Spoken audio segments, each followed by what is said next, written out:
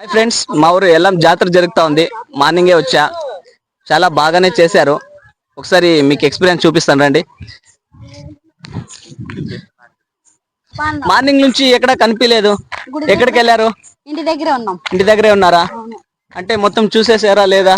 చూసేసాం. ఏమేమి చూస్తే మార్నింగ్ నుంచి? పరిసలో పోసినాము. అవునా?